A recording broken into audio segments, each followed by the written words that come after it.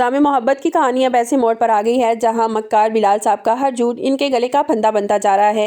दूसरी तरफ सादिया बेगम को अपने भाई के घर में रहकर आईना दिखाया गया है जिनकी उन्होंने तवक्को भी नहीं की थी। कहानी वहीं से शुरू होती है जहां बिलाल साहब को इनके कमरे में मुराद इनको इनके कमरे में घेर लेता है। मुराद की आंखों में गुस्सा है और हाथ में वो फाइल है जिसमें बिलाल साहब की सारी मक्कारियों का सबूत छुपा है। मुराद दो टोक अल्फाज में कहता है कि बिलाल साहब, मैं आपको पुलिस के हवाले नहीं कर रहा, सिर्फ इस शर्त पर कि आप अरबाज को उसकी सारी प्रॉपर्टी उसके नाम पर वापस कर दे। मुराद मजीद कहता है कि आप अरबाज को जैली साइन करवाकर जायदाद हड़पने की कोशिश की थी। आपका सारा कच्चा चट्ठा मेरे पास मौजूद है और अगर आप इन्हें इनकार किया तो अगली रात आपकी जेल में गुजरेगी। मुराद जैसे ही ये धमकी देकर कमरे से बाहर निकलता है तो बिलाल साहब के तो जैसे होश ही उठ जाते हैं। इनके माथे पर पसीने की बूंदें चमकने लगती हैं और वो बुरी तरह कांपने लगते हैं। वीडियो में आगे बढ़ने से पहले अगर आप मेरे चैनल पर नए हैं तो लाइक और सब्सक्राइब कर दें। अब बिलाल साहब की हालत ये हो गई है कि उन्हें हर तरफ पुलिस की हथकड़ियां नजर आने लगी हैं। जब भी घर के दरवाजे पर जरा सी दस्तक होती है तो बिलाल साहब एकदम से चौंक जाते हैं। बिलाल साहब को डर है कि कहीं पुलिस उन्हें लेने तो नहीं आ गई। वो बार बार खिड़की से बाहर झांकते हैं और इनका दिल जोर जोर से धड़क रहा है। उन्हें बरसों की बनाई हुई इज्जत अब खाक में मिलती हुई नजर आ रही है। इनकी दूसरी बीवी जब कमरे में आती है तो बिलाल साहब का हाल देखकर हैरान रह जाती है और पूछती है, बिलाल साहब क्या बात है,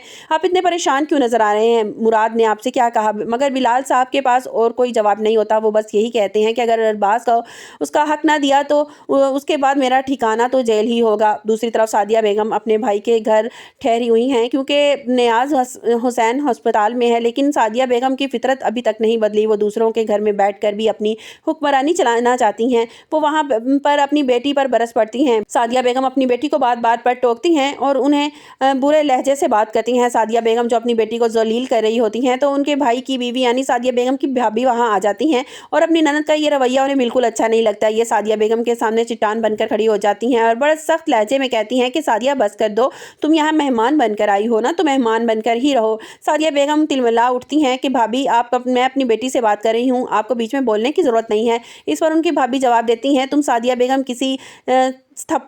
बेगम के लिए किसी थप्पड़ से कम नहीं था। उनकी भाभी कहती हैं कि सादिया, तुम अपने घर में अपनी बहू रमला के साथ जैसे भी बात करो, मुझे कोई एतराज़ नहीं, लेकिन यहाँ सिर्फ मेरी बेटी नहीं बल्कि तुम्हारी बहू भी है। तुम ये सिर्फ अब तुम्हारी बेटी नहीं मेरी बहू भी है। और याद रखना, मेरी बहू की कोई इस तरह बदतमीज़ी करे और मैं ये हरगिज़ नहीं चाहूँगी।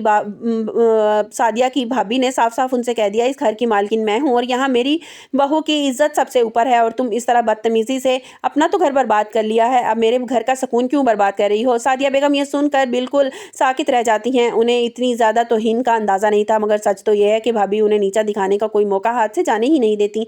इसी दौरान दानिया भी वहाँ पहुँच जाती है और अपनी माँ की यह हालत देखकर उन्हें बहुत दुख होता है, मगर वो अपनी मोमानी जान का साथ देती है। दानिया कहती है कि अम्मी मोमानी ठीक कह रही हैं, आपने सारी ज़िंदगी सबको नीचा दिखाने की कोशिश की है। आज बाबा अस्पताल में हैं तो वो दर बदर की आप ठोकरें खा रही हैं। सादिया बेगम को महसूस होता है कि आज उनकी औलाद ही उनके साथ नहीं रही और वो अकेली पड़ती जा रही हैं, मगर उनका गरूर अभी भी उनकी गलती उन्हें तस्लीम नहीं करने दे रहा। मुराद ने अब ठान लिया है कि वो बिलाल साहब को से एक एक पाई का हिसाब लेकर रहेंगे। उधर बिलाल साहब अपनी जायदाद को बचाने के लिए कोई नया मंसूबा बना रहे हैं, मगर उन्हें डर है कि मुराद के पास जो सबूत हैं वो बहुत पक्के हैं और क्या बिलाल साहब वाकई जायदाद वापस कर देंगे या फिर मुराद को रास्ते से हटाने की कोशिश करेंगे। और क्या सादिया बेगम अपने भाई के घर में ये जिल्लत बर्दाश्त कर पाएंगी या अपनी अना की खातिर वहाँ से निकल जाएंगी? नियाज हुसैन की तबीयत अगर बेहतर हुई तो क्या वो सादिया बेगम को माफ़ कर देगा और सादिया बेगम क्या उनसे माफ़ी मांगेंगी कि मैंने ही गलत किया था जो आपकी तबीयत इतनी बिगड़ गई थी? ड्रामा दामे मोहब्बत की कहानी ऐसे मोड़ पर है जहां हर मक्कार इंसान अपनी जाल में फंस चुका है। आपको क्या लगता है कि मुराद बिलाल साहब को जेल भिजवा देगा